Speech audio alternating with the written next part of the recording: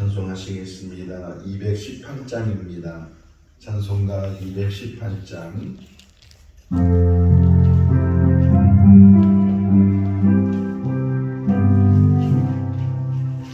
내 맘과 정성을 다하여서 주 너희 하나님을 사랑하라. 내 몸을 아끼고 사랑하는 형제와 이웃을 사랑하라. 주께서 우리에게 명하시니 그 명령 따라서 살아가리. 널 미워해지는 원수라도 언제나 너 그렇게 살아가라. 널 핍박하는 자 위에서도 진실한 마음으로 복을 빌라. 주께서 우리에게 명하시니 그 명령 따라서 살아가리. 항상 주님을 멀리하고 형제를 사랑하지 못하였다. 이러한 죄인을 사랑하사 주께서 못 모여 죽으셨다. 소죄의 큰 사랑 아느니모 내 생명 다 바쳐 충성하리.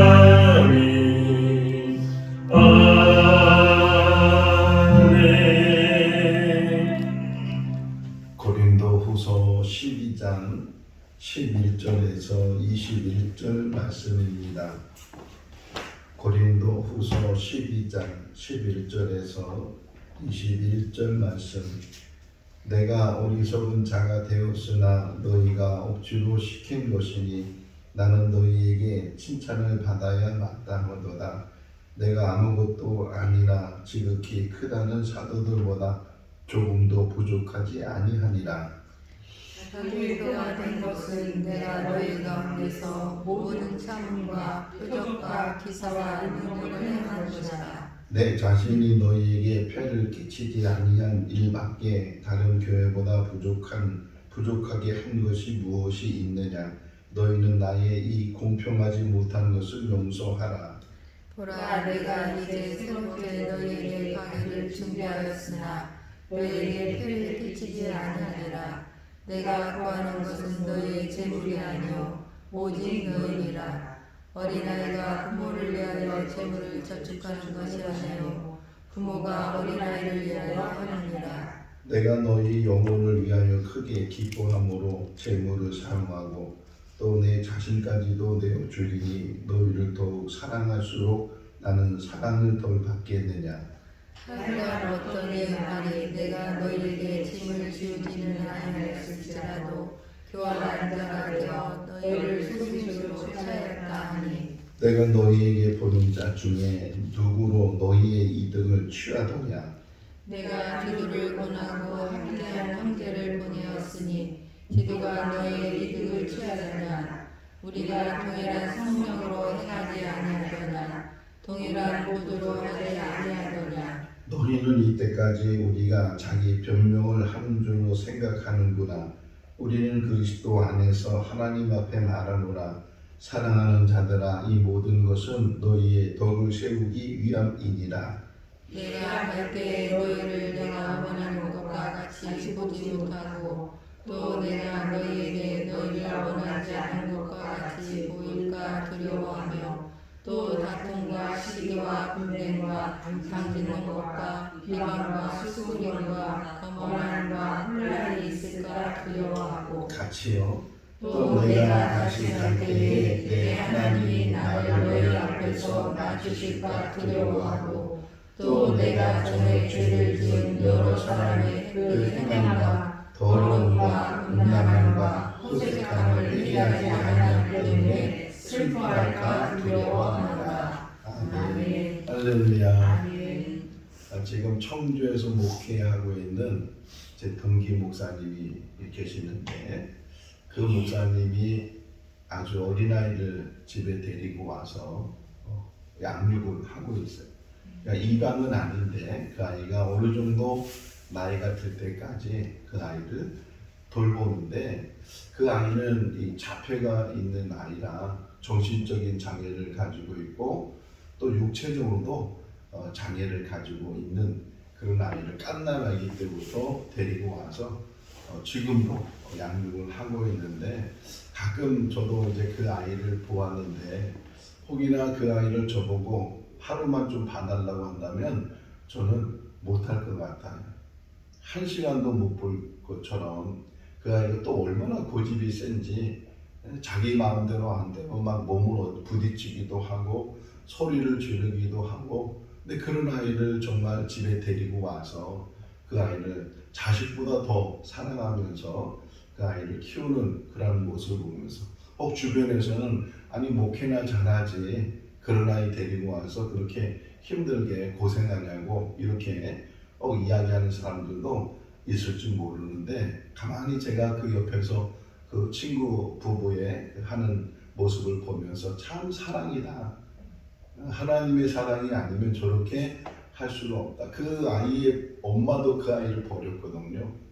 세상도 무관심하고 그런 아이를 데리고 와서 친자식 이상으로 그 아이를 돌보고 그냥 옥매했어요. 그러니까 그 아이가 낮에는 잠깐 이제 교육기관에 가서 교육을 받고 이제 한 3시나 4시쯤 돌아오겠는데 항상 그 시간에 옥매했어요. 다른 데 멀리 가지도 못하고 다른 일 하지도 못하고 친구들끼리 만나면 좀 시간을 가져야 되는데 그 아이 돌아올 시간이 가까워지면 그냥 빨리 가야 된다고 그러고서 그냥 가서 그 아이를 이제 다시 집에 데려오기도 하고 하는 그런 모습들을 보면서 참 귀한 사랑이다. 물론 큰 교회에서 많은 성도들 목회하고 뭐 그런 것도 귀한 목회고 귀한 사역이지만 정말 한 아이를 위해서 자기의 평생의 어떤 시간과 모든 것들을 그 아이를 돌볼 수 있다면 얼마나 귀한가 하는 생각이 들고 지금 우리가 이렇게 영상을 찍고 있는데 이 영상이 우리 교인들뿐만 아니라 다른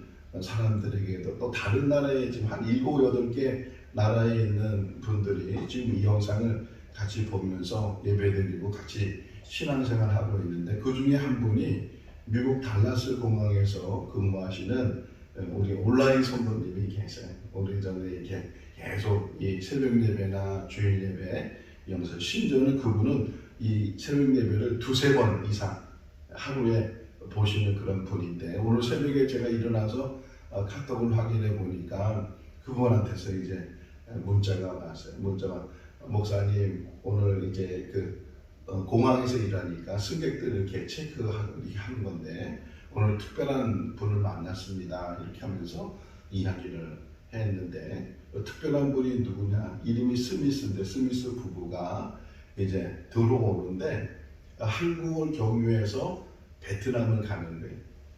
대부분 우리가 외국에 나갈 때 왜 나가요? 여행을 가잖아요. 근데 그분들은 이렇게 어쨌든 이렇게 경유해서 가는데 들어오는데 유모차를 이렇게 끌고 애기는 없는데 유모차를 끌고 들어오더래. 그래서 이거 뭐냐고 왜 가져가냐고 이렇게 물어보니까 베트남 가는 목적이 입양하기 위해서 한 5살 된 아이를 이제 입양하기 위해서 가지고 가는데 그 아이는 스페셜 케어라고 써놨어요. 특별히 관리해야 되는 그러니까 어떤 장애를 가지고 있다든가 이런 아이.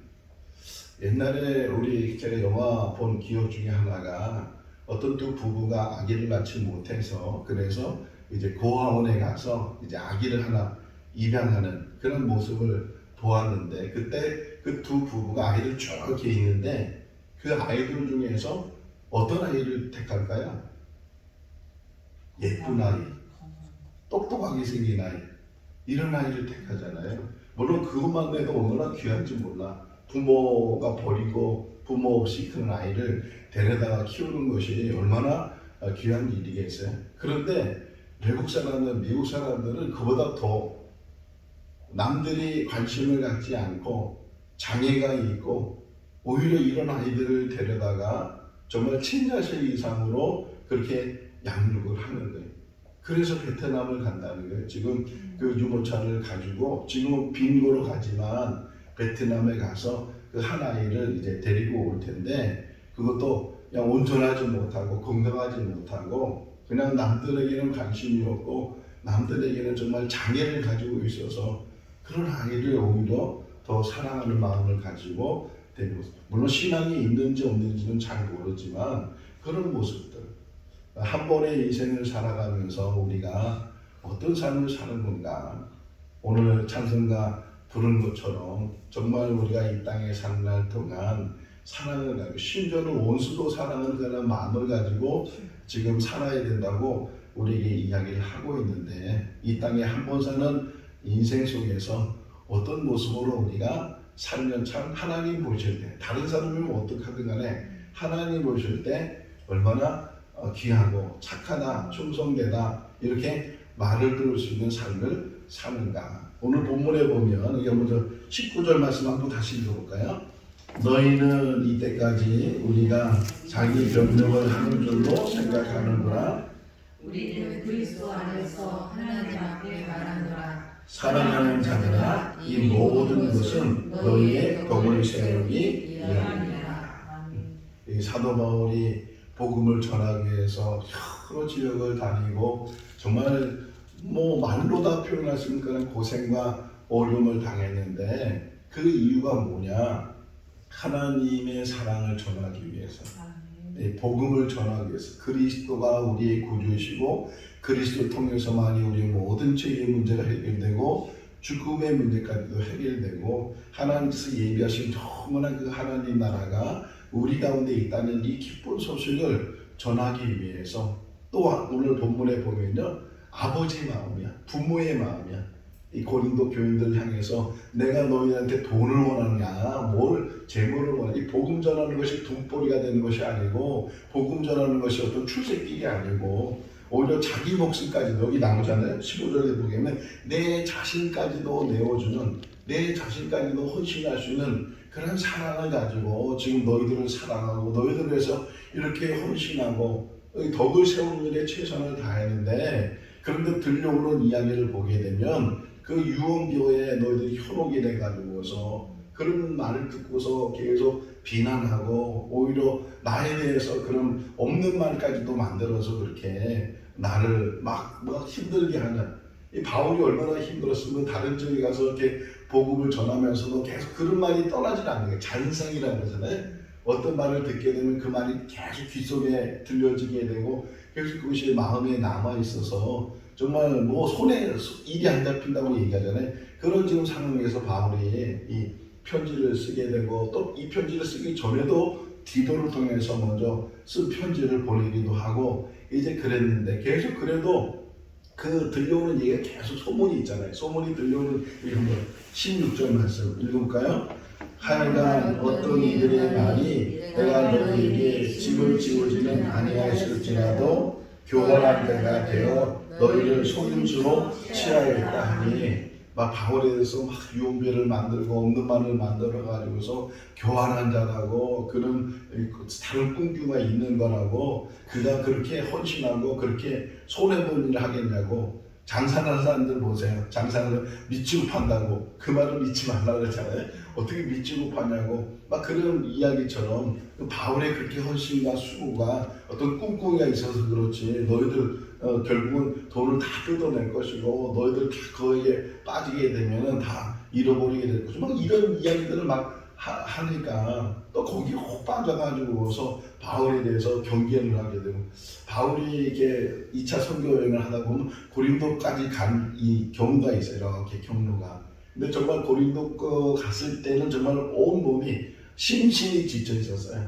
그냥 그 데살로니가에서부터 그냥 힘들기 시작해서 베레아에 가서도 그렇고 아덴에 가서도 그렇고 힘든 상황에서 고린도까지 갔다가 거기서 마침 불스기나 아굴라 이 부부를 만나게 되고 새 힘을 얻게 되고 그래서 한 1년 6개월 동안 그 고린도에 머물면서 정말 최선을 다해서 목회를 했어요. 교회를 세우고 성도들을 양육하고 그러다가 또 뜻이 있어서 이제 다른 곳으로 떠났는데 그렇게 1년 6개월 동안 헌신하고 그랬던 이 바울의 그 수고가 지금은 왜곡돼서 거짓 선자 들어와서 또 율법주의자들이 들어와서 행위를 강조하는 들어와서 계속 이 복음을 변절시키는 그런 일들을 행하는 그런 모습들을 보고 또 들려오는 그런 소리 때문에 마음이 참 무거웠어요. 그러다 보니까 자기도 모르는 사이에 몇 가지 자랑한 게 있잖아요. 이 11조 시작이 뭐예요? 그것도 다 어리석은 거다. 내가 지금 뭐 어쨌든 여러 가지 좋은 얘기를 하고 자랑하는 이야기를 했지만 심지어는 이런 어떤 환상을 보고 또는 계시를 받고 이런 것까지도 혹이나 어리석은 것이다. 우리가 이 땅에 사는 동안 항상 끝까지 조심해야 될 일 중에 하나가 자랑하는 것. 물론 자랑할 일이 얼마나 많이 있겠어요. 많이 있지만 그것도 다 주 안에서 자랑해야 되고 주님의 칭찬 때문에 그 모든 것들이 다 해결되고 그래야 되는데 흔히 우리는 자화자찬, 그죠?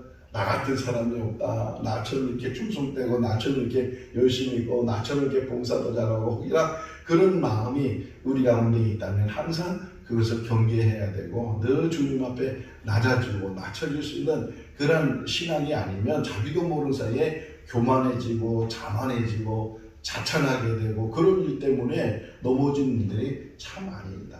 제가 늘 조심하는 것 중에 하나가 인생은 마지막 부분이 제일 중요한데 이 마지막 부분에 넘어진 사람들이 참 많이 있잖아요.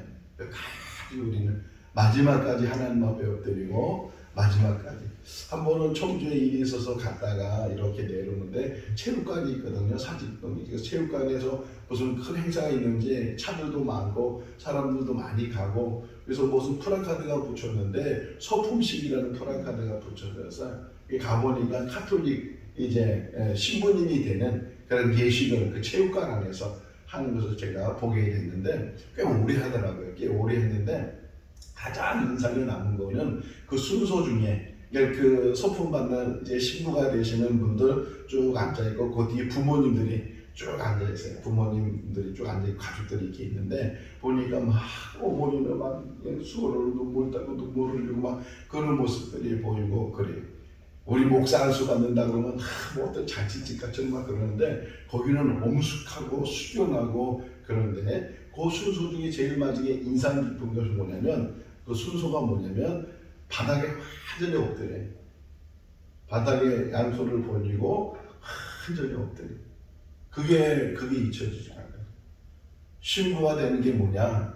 가장 낮은 자세로 가장 바닥에 엎드려서 하나님 앞에 복종이고 사람들한테 순종하고 사람들한테 헌신하고 섬김을 받는 것이 아니고 섬기는 자로 평생을 살겠습니다. 결혼도 안 하잖아요. 결혼 안 하는 이유가 뭐예요? 사랑에 다 성욕이 있는 것이고 또 가정을 주려고 하나님 말씀하셨는데 그런데 그 결혼 안 하는 이유는 오직 자기 한 몸은 이제 그 어떤 성욕도 다 금욕하고 그러면서 하나님 앞에 자신의 모든 인생을 다 드리겠습니다. 헌신하겠습니다. 다 내려놓겠습니다. 가장 낮은 자로 살겠습니다. 그런 모습이잖아요. 우리가 이 땅에 산 날 동안 뭐 그렇게까지는 안 한다 할지라도 항상 낮은 자.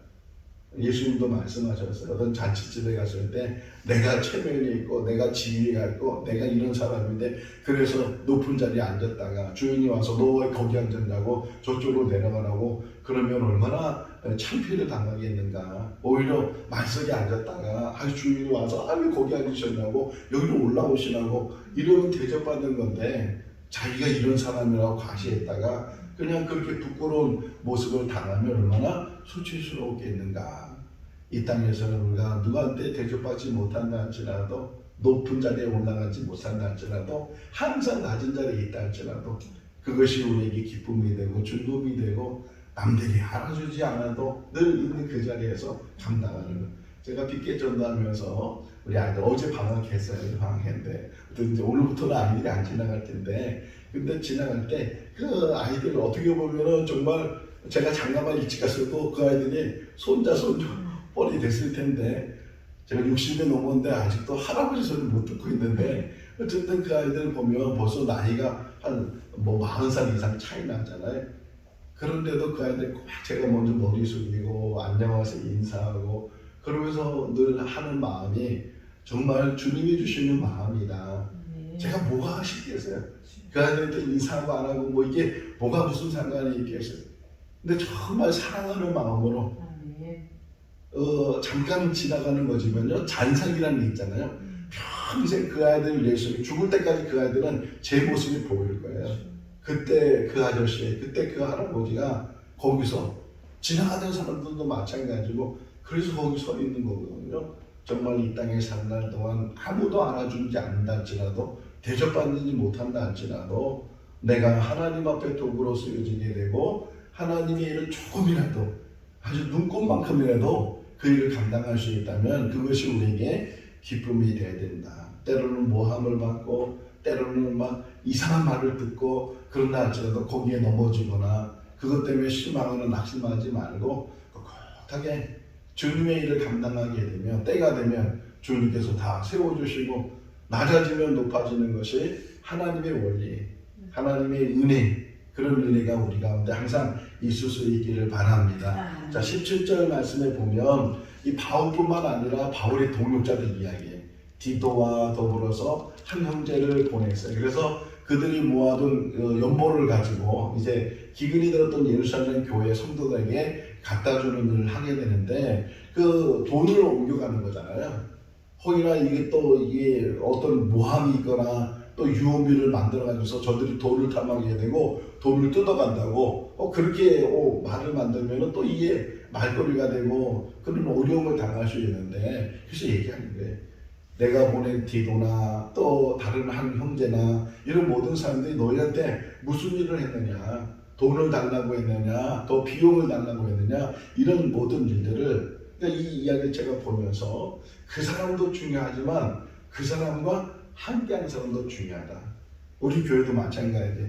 제가 정말 잘 세워져 나가야 되지만 저뿐만 아니라 우리 교회 속한 모든 성도 한 사람 한 사람이 잘 세워져 나가야 된다. 제가 교육전도사 때였어요. 교육전도사 때 어느 안수 집사님이 저를 막 함부로 다뤘어요. 뭐 함부로 뭐 자기 밑에 있는 사람 하는 취급하는 것처럼 막 함부로 다루니까 우리 담임 교육자가 그 안수 집사님 불렀어요.